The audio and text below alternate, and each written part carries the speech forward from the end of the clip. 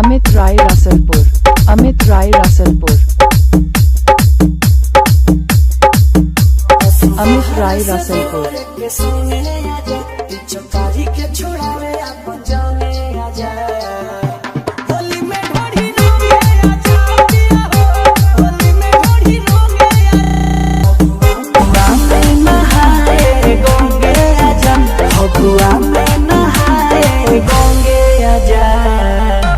होली में ढोढ़ी रोंगे आजा पिया हो, होली में ढोढ़ी रोंगे आजा। आइबो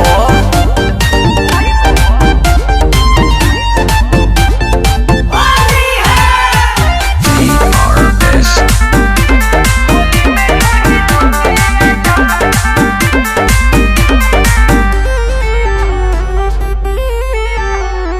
नया बजवानी खोज रंग पानी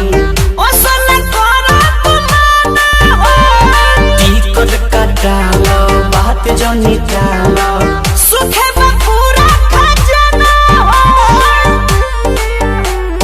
ए राजा बहे जब फागुनी बेअरिया देहिया से खुल जाता सोरिया लेवे से जिया तो हमारा से बंगे आजा करी ताजा पुआ सब भोंगे आजा।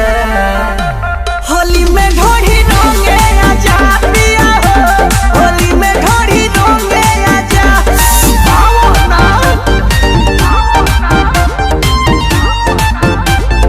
होली है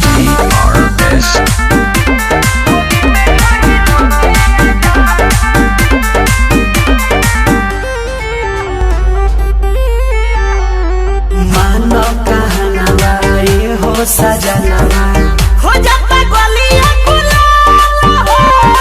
बुझो तू बतिया आधी आधी रतिया हो जाता मनवा बेहाल हो।